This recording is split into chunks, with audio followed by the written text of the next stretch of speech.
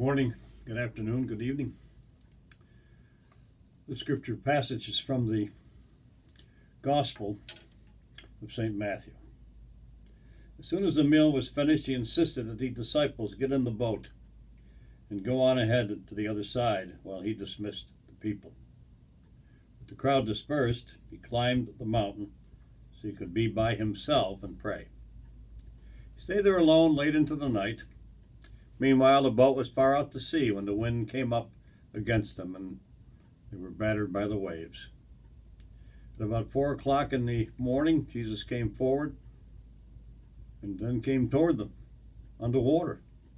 They were scared out of their wits. "A ghost," they said, crying out in terror. But Jesus was quick to comfort them. "Courage, it's me. Don't be afraid." Peter, suddenly bold, said, "Master, it's really you. Call me to come to you on the water."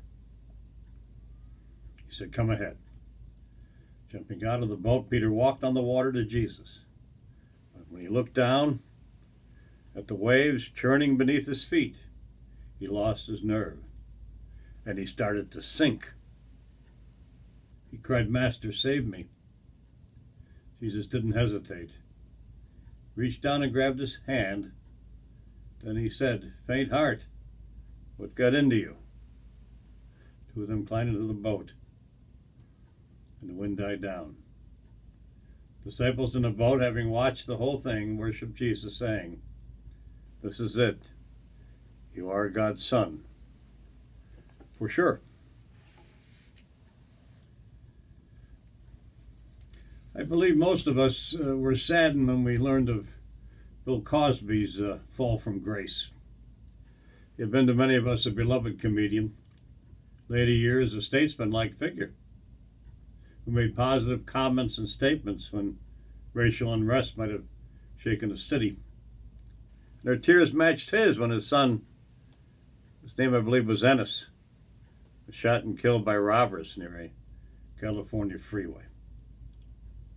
How someone of his stature and esteem could have engaged in sexual exploits that sent him now to prison for years. How he could sink so low in doing the things he did left more than a few of us dumbfounded. Well, it's that point I'd like to talk with you about today. It's falling from grace. I'd like to talk with you about this morning, this evening, this afternoon. It's sinking to the worst of our human qualities. It's sinking to bad behavior. I'd like to discuss today. Certain things at times can bring out the worst in us. Certain things at times can cause people to sink to new lows. Certain things at times will find someone being a shell of their once good and happy self. One of those things, as was the case with Cosby, one of those things is our sexual drive. Of all the priests credibly accused of being a pedophile, and that shook me the most was Father John Aurelio. He was a mesmerizing speaker, prolific author, warm and kind individual. And I can remember his advocating for those children he worked with at the West Seneca Developmental Center, being the voice for a fundraiser to bring a pool to that facility for those kids. I remember when I was at the seminary, I heard him give a talk on reaching out to the vulnerable, and he did it with such passion. You left the talk with nothing but admiration for what we believed a wonderful priest. I also remember us being called to the suburbs where they were trying to build a halfway house for those kids he was working with. And he had to face angry mobs. In my eyes, there was no greater priest than John Aurelio. But then came the day when he admitted having sex with teenage boys, and to make matters worse, claiming it was they who led him on. That hit me like a lead pipe. Could not believe someone of his stature and his esteem could sink that low. I could not believe that someone who had such a thick and admirable dossier could sink to the depths to which he sank. But unfortunately, sex, more specifically the sexual drive, has shown itself to be one of those things that can cause a person to sink to lows unfathomable, given who they happen to be. And there's a matter of fear. Never forget a Twilight Zone episode in the late 1950s. Those are the times when when the threat of nuclear war with Russia was at its peak. I can remember as a kid, and some of you, I'm sure, a siren would go off and you would get up and go underneath your desk and stay there until the drill was over, all in case a nuclear bomb would fall. And back at that time, you might remember the government was advocating to build these bomb shelters you could retreat to should a nuclear war in fact take place. Well, a particular Twilight Zone episode that I'm referring to was called The Shelter. It begins with a gathering at the home of Dr. Stockman when a birthday party was taking place. 4 couples were present, all from the neighborhood. And they were gushing, just gushing with praise and adoration for this great doctor who did so much for them and so much for the neighborhood. These are all kind and very loving couples. You could tell that from their interactions. Well, they were also, however, kidding him about all the noise he was making when he was building his bomb shelter for himself, of course, his wife and his child. All of a sudden, as the party was about to end, that boy, the doctor's son, comes in and says, "Hey, Dad," they said they just went off programming. They went to the emergency broadcasting networks. Everybody gets up and they go over, and all of a sudden, you're coming from the television about these airplanes, big planes coming in their direction, and they're unidentified. Please retreat to your shelters. And everybody, of course, leaves the party. And now the doctor and his wife and son are preparing to bring things into the shelter before they lock the door and go in there. And all of a sudden, all those loving neighbors come back one at a time. "We want to come and join the shelter." And to each one of them, Dr. had to say, "No, there's no room. You can't go back to where you are. Prepare yourself in every way you can." Well, it wasn't long when all those couples now came together. Now they weren't begging to be taken into the shelter. They were demanding for the doctor to take them into the shelter. The doctor and the family, they ran down and they locked themselves in. Now those once loving, wonderful couples, now they turn into an angry mob. Bitterness overtakes them. They start fighting amongst themselves. You see, what happened was fear had sunk those once loving couples into becoming monsters. And then you see them taking this big pipe they find, and they're going to get in there whether they want, and they all line up. They're battering in and screaming at each other and swearing at each other, so to speak. And then all of a sudden they break through to the shelter in the typical Rod Serling fashion. Emergency Broadcasting Network, you hear them say that those airplanes have been identified. The threat is over. It's now safe. Though that Twilight Zone episode was, of course, a matter of fiction, it did capture reality. Fear on more than a few occasions has caused people to behave badly. It's caused people to display conduct unbecoming the stature and the esteem in which they've once been held. Fear is another one of those things that can cause people to sink to lows unfathomable, given who they happened to be. And there's a matter of a wrongdoing, an injustice inflicted upon someone, totally undeserving of the pain which the wrongdoing may have caused. There's a story I've told many, many times of a woman who sought out her rabbi to complain about something her ex-husband had done. As she sat in his office, she spewed all sorts of venom in the direction of her ex-husband. Not only did he leave her for a younger woman, but now he was coming up short on his alimony payments, and she needed that money to take care of the kids. When she finished her diatribe, the rabbi suggested that she forgive her ex-husband. And she exploded. You mean forgive my ex-husband for all he's done to me and to my children? And the rabbi responded brilliantly. He said, I'm not asking you to forgive your ex-husband because what he did wasn't wrong, it was reprehensible. I'm asking you to forgive your ex-husband because he does not deserve to have the power to turn you into a bitter and a resentful woman.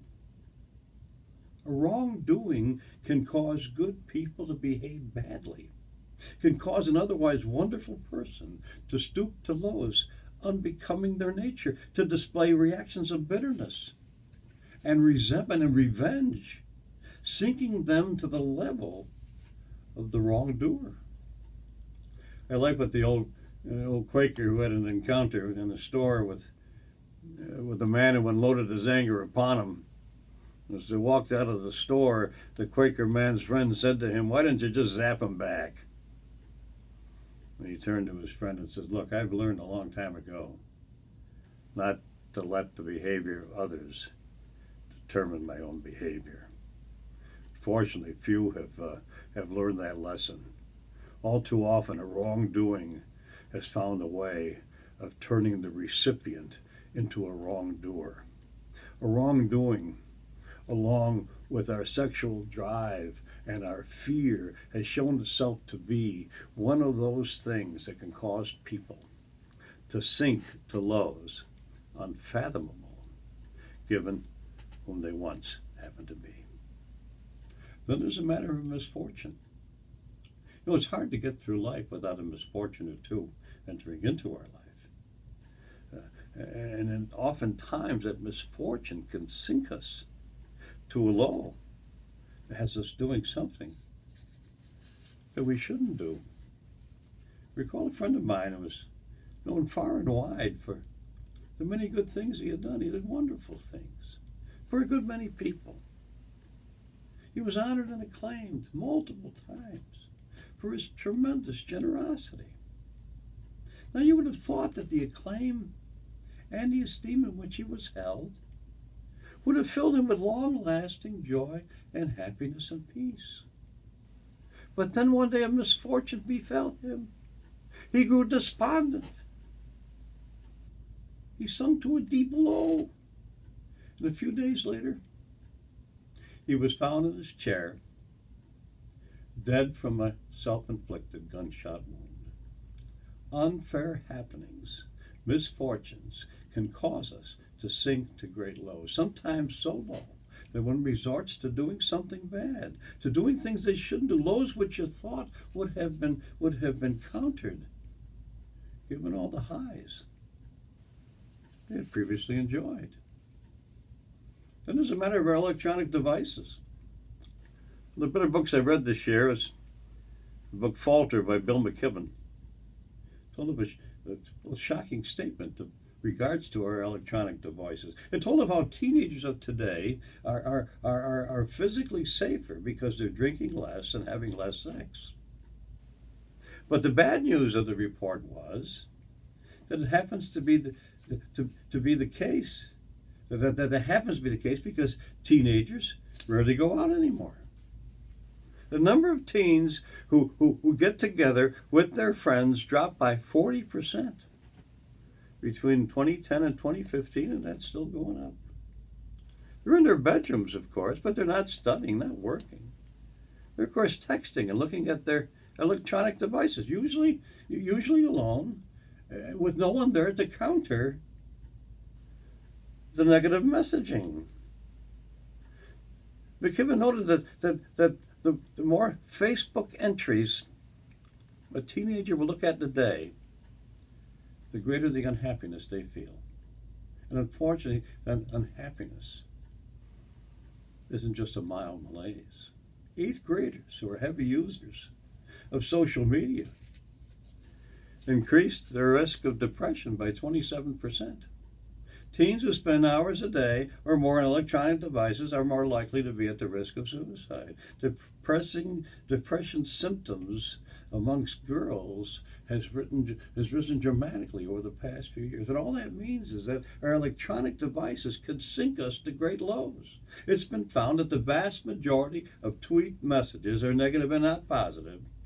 And that all the many Facebook entries, many of them can turn into character assassinations. It's no wonder as how the internet, which feeds, of course, all those devices, how it's often been held responsible for a teenager taking their life. So our electronic devices, like our misfortunes, are one of those things that can cause people to sink to great lows, lows which should have encountered by all the positive things that unfortunately went unreported and unacknowledged by those same electronic devices. And there's finally and briefly, there's a matter of memory. Several years ago, the newspaper told of an interview with one of the country's best psychiatrists, and he was asked, what do you try to do for those who come to you for treatment? And the psychologist's answer was, my objective is to free the patient from the tyranny of the past. A past memory can not only tyrannize us, but it can sink us to lows from which we oftentimes can't seem to rise. The impetuous Peter in today's gospel story sees the Lord from his perch on the boat and immediately walks upon the waters to greet him. But shortly thereafter he begins to sink, and he's in need of a rescue. My friends, if you begin to sink, do as Peter did. Get help. Refrain from activity that will only make things worse, that will only sink you lower. If you're sinking to bad behavior because of your sexual drive, stop and rise up, lest you lose your good standing and become another John Aurelio or a Bill Cosby. If you're sinking into bad behavior because fear is overwhelming you, pay heed to Jesus, who said, do not be afraid. Don't become like one of those neighbors in that Twilight Zone episode. If you're sinking into bitterness because of a wrong that's been done to you, don't relinquish your power to the wrongdoer. Don't let the wrongdoing make you a wrongdoer.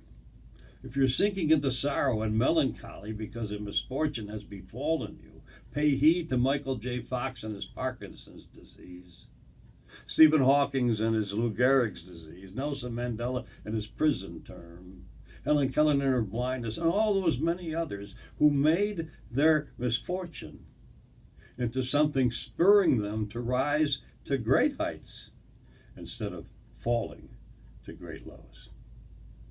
If you're sinking into depression because of what you read on your electronic device, remember those devices are big on the negative and sparse on the positive, and you're better and you're bigger than what those devices might be telling you. If you're sinking into depression because a memory of long ago, free yourself of its tyranny. Remember that yesterday ended at midnight. Start making new memories that are positive. My friends, if you feel you are sinking, well, with God's help and with prayer, get above the water. Rise to great heights.